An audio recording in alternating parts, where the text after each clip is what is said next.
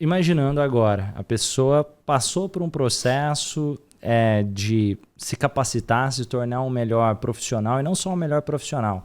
Começou a se capitalizar e está pensando em montar uma clínica. O que você daria de recomendação para essa pessoa para ela errar menos, na sua opinião?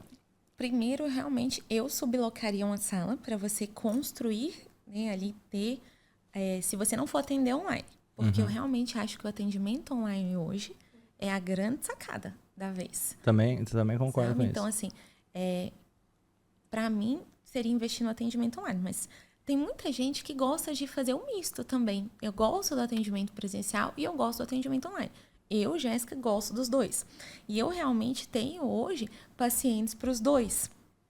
E como eu tenho a clínica hoje e eu tenho essa parceria com as pessoas que trabalham comigo, então para mim fica viável, né? Como você trouxe a experiência do seu negócio com os médicos e tudo, eu também tenho lá com as meninas. Algumas sublocam de mim na sala, elas me pagam um valor mensal, outras me pagam uma porcentagem, né? E eu tenho com cada uma, funciona de uma maneira. Num primeiro momento, realmente, eu acho que o atendimento online seria a grande sacada, mas se você quiser realmente ir para o presencial, seria, eu subloco uma sala, assim que eu realmente tiver ali condições, aí eu monto um consultório só para mim. Mas antes disso, até para eu entender como é que funciona uma gestão. E eu preciso estudar a gestão. E uma coisa que eu gosto também de pensar é qual a sua fome. Porque tem pessoas que vão preferir... às vezes procurar uma clínica e trabalhar, talvez até como CLT dentro da clínica, e vão ficar felizes com isso. Tem pessoas que vão preferir trabalhar em parceria, tem pessoas que vão preferir só trabalhar em casa e não ter a clínica presencial e trabalhar no online. Então, olhar qual a sua fome, né? E aí, na verdade, a gente precisa entender até assim, eu gosto da clínica? Exatamente. Primeiro aí, porque outra questão, as pessoas têm ideia de psicologia, só psicologia clínica. Nem igual a gente está falando aqui da organizacional. Tem a social, que é a parte pública. A gente tem o jurídico, tem o hospitalar. Eu passei recentemente por uma experiência com uma colega que eu gosto de trazer esse exemplo. E não é só pela questão da psicologia. A gente precisa saber realmente do que a gente gosta na nossa vida e entender. Porque empreender é muito difícil. Não é para todo mundo isso, né? Então, assim, eu tenho que saber, por exemplo, eu gosto da psicologia clínica, eu gosto desse trabalho de empreender, da internet, produzir conteúdo, só que eu sei que isso é difícil pra caramba. Só que eu tenho, por exemplo, colegas que gostam de atender plano de saúde. Por quê? Porque elas vão ter ali aquela clientela definida, elas não têm que se esforçar, elas não têm que produzir conteúdo. Então, assim, elas vão ganhar menos? Sim, mas elas têm aquilo ali meio que garantido todo mês. É como se fosse uma CLT. Mas elas fazem... E às vezes pensa, não vão ter que se esforçar, às vezes vão ter, só que de outra forma. Vão ter que se esforçar... Falando, não produzindo um conteúdo, por exemplo. Sim. Não precisa ter um Instagram para as pessoas me conhecerem, porque o plano já vai mandar para essas pessoas. Escolha o seu difícil, né? Isso, né? É de uma certa maneira que é diferente. Não, eu tenho pessoas, por exemplo, eu prefiro passar num concurso público, ter essa estabilidade, eu vou trabalhar 6 horas por dia, eu sei que eu vou ganhar X e isso para mim é suficiente. Então a gente tem que entender do que eu quero realmente. Eu quero uma estabilidade, eu quero realmente me desafiar todos os dias, então a gente precisa entender primeiro o nosso perfil. Depois de eu entender o perfil, eu preciso entender realmente com quem que eu quero trabalhar, né? Qual que é o público que eu quero trabalhar, para que eu possa entender. Até mesmo eu, Jéssica, hoje, com o passar do tempo, eu descobri, além de entender o que eu quero trabalhar, não só a dor das pessoas, mas o público que eu quero atender. Qual que paga o valor da sessão? Como que eu precisei montar a minha clínica, por exemplo? Então, assim, porque a gente vai selecionando também os pacientes. Eu não atendo mais criança, eu não atendo mais adolescente, eu só atendo adultos. Eu tenho lá na minha clínica só as que atende crianças e adolescentes. Eu fiz um esquema que eu gosto. E voltando, isso aí que você falou é interessante. Sonhos não nascem prontos. Se você não tivesse começado atendendo as crianças, começado fazendo do jeito que dava, errando, aprendendo, começando no modelo, mudando de modelo, talvez você não chegaria onde... Eu vejo que um grande erro de muita gente que trabalha nessa área da saúde é pensar, quando eu estiver pronto, eu começo. Uma coisa que eu gosto sempre de dizer, quem está assistindo aí já deve ter me ouvido falar isso, que quem está pronto já morreu. Como assim quem está pronto já morreu? Se você pegar uma pessoa de 20 anos de idade, ela achar que não tem nada mais para aprender, ela tá entrando em depressão. E se você pega uma pessoa de 80 anos e ela tem sonhos a realizar, essa pessoa tem vida dentro dela. E da mesma forma, é a trajetória de todos nós. Eu mudei várias vezes. Em alguns momentos, falando sobre vocação, missão de vida, coisas nesse sentido. Outros momentos trazendo coaching, outros momentos trazendo hipnose, outros momentos trazendo mais a psicologia. Agora eu estou lançando uma nova abordagem de psicologia. Então, essa autodescoberta vai acontecendo no caminhar. Se eu esperar o caminhar ficar pronto, eu nunca ia pensar em trazer uma nova abordagem de psicologia, porque eu não teria conseguido aprender, eu me descobrir para juntar as peças do quebra-cabeça. Isso é fantástico que você fala, né? Porque, num primeiro momento, o que eu vejo? Quando eu formei, e aí realmente eu fui pegando tudo, que eu preciso lotar a agenda, eu preciso ganhar dinheiro, né? Pagar as contas da faculdade, ali, um monte de coisa. E aí, conforme realmente eu fui fazendo o meu nome ali na cidade, eu comecei realmente a ir selecionando. Então, agora, por exemplo, eu fecho a agenda, não tenho mais vagas, porque realmente não tinha, eu crio uma lista de espera. Quando eu vou dando alta para os pacientes, a gente começa a fazer ali, porque acaba que, eu dei alta para um paciente, mas ele vai voltar um dia, ele vai ter um problema um dia na vida dele, alguma coisa vai acontecer que naturalmente ele vai precisar fazer uma sessão de novo, ele vai precisar de mais alguns ciclos de sessões, isso é normal, um paciente que às vezes eu atendi 1 ano, 2 anos atrás, ele vai voltar em algum momento, porque alguma coisa acontece na vida dele.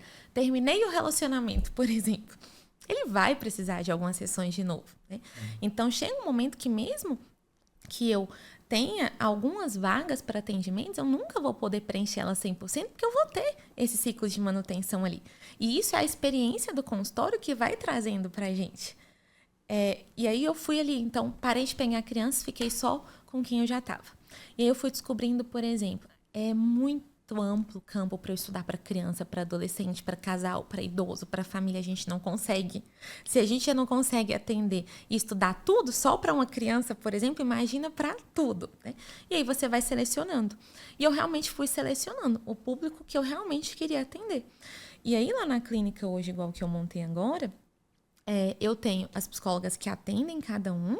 E aí o que eu vendo também lá, né? Aqui a gente tem, então eu atendo, por exemplo, o pai ou a mãe. Eu tenho a outra colega, porque a gente não pode atender, né? Nem é conveniente eu atender o pai e a mãe individual.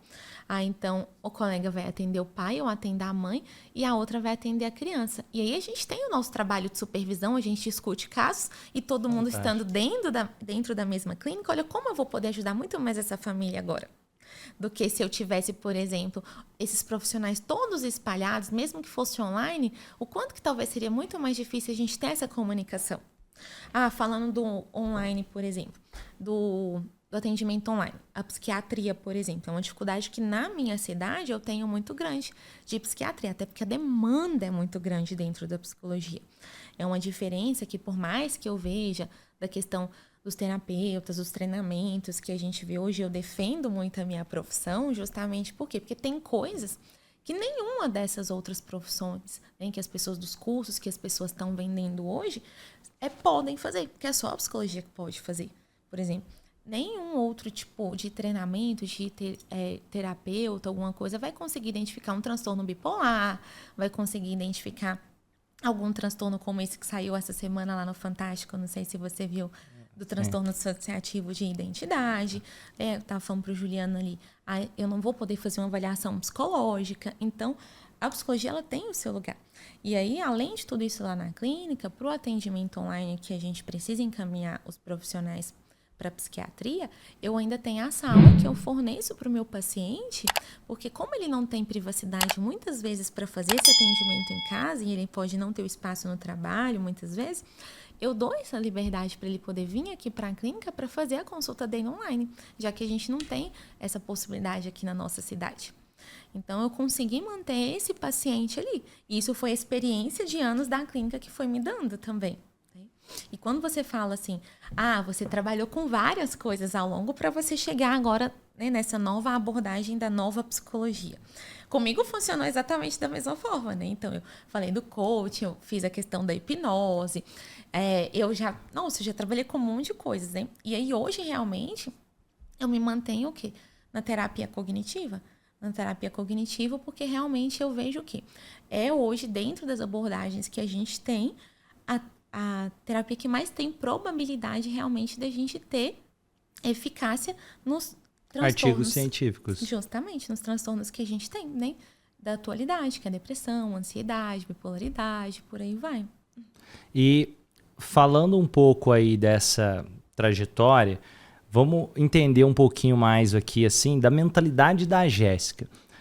O que te fez pensar, vou colocar assim, você falou que começou na área organizacional, depois você pensou na área clínica, mas o que te fez pensar, eu vou continuar na psicologia, enquanto você falou que quando entrou na faculdade, você não sabia exatamente. Mas depois, não, agora eu vou, porque a maior parte, pelo menos das pessoas que eu me lembro, acabam não atuando necessariamente na área, mesmo depois de formar, pelo menos os colegas que eu me lembro assim.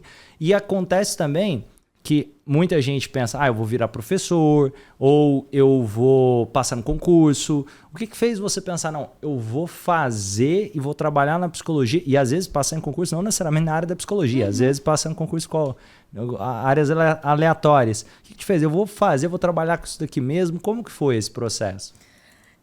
Para mim, eu sempre fui aquela pessoa assim, eu começo e eu termino. Eu nunca fui uma pessoa de, eu começo e não termino, sabe? Então, para mim, eu nunca tive essa opção assim, eu comecei realmente a faculdade e nunca passou pela minha cabeça falar assim, nossa, eu vou fazer outra coisa. Mesmo que eu não tinha muita noção do que eu estava estudando naquele momento, mas quando eu cheguei ali no final, eu tinha certeza que era o que eu queria. Mesmo que eu pensei assim, nossa, e eu acho que é uma coisa que talvez passe na cabeça de muita gente. Eu poderia ter estudado mais, eu poderia ter aproveitado mais o curso, né? Ou quando chegou no momento ali, eu falei, nossa, eu tenho que ficar aqui mais 5 anos para ir para o mercado de trabalho, que eu acho que eu não sei nada. Mas o que não me fez realmente desistir foi, sabe aquela coisa que todo mundo fala hoje de missão e propósito de vida? Eu realmente sinto que é isso.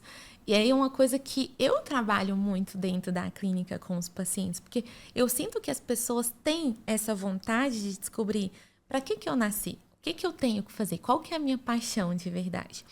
E com o passar do tempo, eu fui vendo que eu gosto de ajudar pessoas. E a psicologia, ela foi apenas um meio que eu encontrei para fazer isso.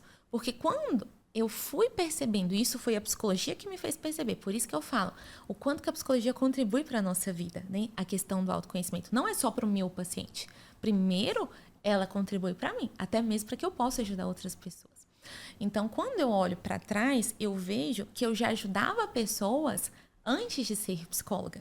Então, ela só potencializou a minha capacidade de ajudar pessoas.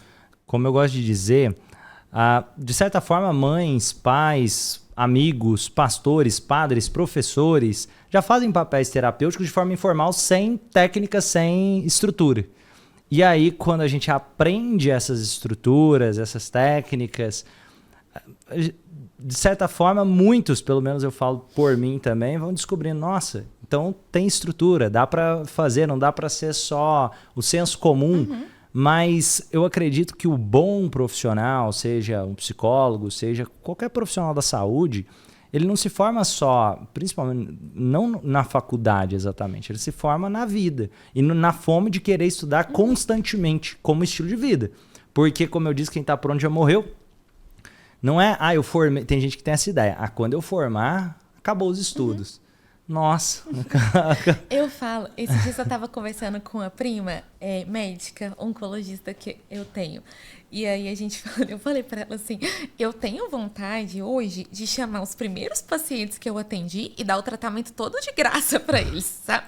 Porque você vai evoluindo e você vai vendo, mas se eu não tivesse começado lá atrás, eu não teria o conhecimento, eu não estaria onde eu estou hoje. E eu tenho certeza que daqui 10 anos eu vou olhar para onde eu estou hoje e vou pensar assim, nossa, eu devo chamar as pessoas de hoje e fazer isso novamente, porque é uma lei natural. É claro que eu estou fazendo o meu melhor. É aquela frase da Cortella, eu estou fazendo o melhor nas condições que eu tenho, da forma que eu posso. Eu estou fazendo isso. Só que a gente deve ir evoluindo. É uma obrigação você fazer cada vez melhor. E até uma coisa interessante, vamos pensar sobre a rotina. Você falou aí sobre a rotina do dia a dia da clínica, ter um número de pacientes, para ter uma lista de espera, eu vou abrir um pouquinho do meu. Eu lembro que lá atrás, bem quando eu comecei, eu atendi um monte de gente de graça e era do jeito que dá, todo mundo que queria ser atendido, parecia que a pessoa estava me fazendo um favor de ser atendida por mim no início, quando eu comecei. Mas muita coisa foi mudando. Eu cheguei num momento que eu estava atendendo muito, e aí chegou um momento que eu comecei a ter que parar de atender porque estava com foco no negócio. Aí depois eu comecei a voltar a atender, só que aí já cobrando um ticket bem mais alto e aquele negócio com um número de escassez muito menor. Então falar, Romani, você tem sua agenda cheia? Sim, eu tenho minha agenda cheia, mas hoje eu tenho muito mais claramente definido que, opa, eu posso pegar 1, 2 pacientes no mês. Eu não posso pegar mais do que isso, porque eu quero dar um bom atendimento e porque eu tenho um negócio para gerenciar. E ele fala, não, Romani, mas então sua agenda tá vazia. Não tá cheia, porque eu entendo a minha rotina. E me fala um pouquinho, como que é a rotina da Jéssica hoje? Fala um pouquinho desses bastidores de quem trabalha na clínica.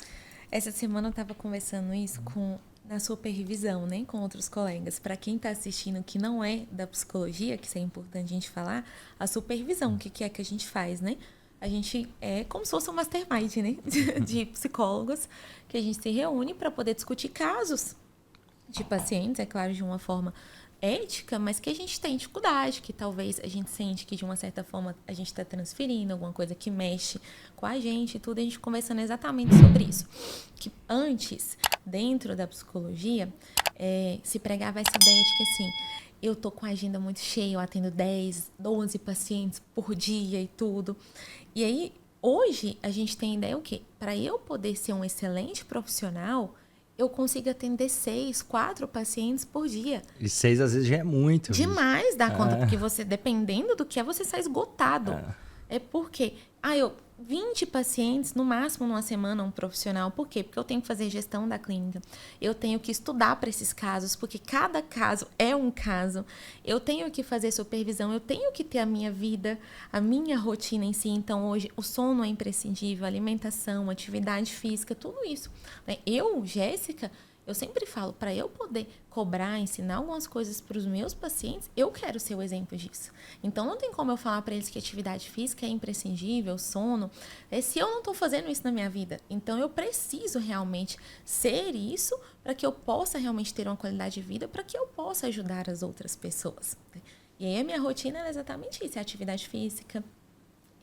Hoje eu atendo só no período da tarde.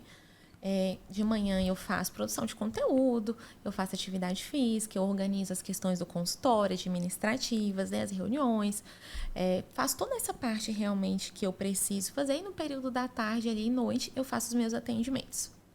Muito legal isso daí. Até compartilhando um pouquinho de bastidores, teve um aluno meu que ele me surpreendeu, eu não vou abrir exatamente o número, mas assim, eu já cheguei a cobrar... assim, eu cobrar uma quantidade de dinheiro por um atendimento maior do que qualquer pessoa que eu já tinha visto.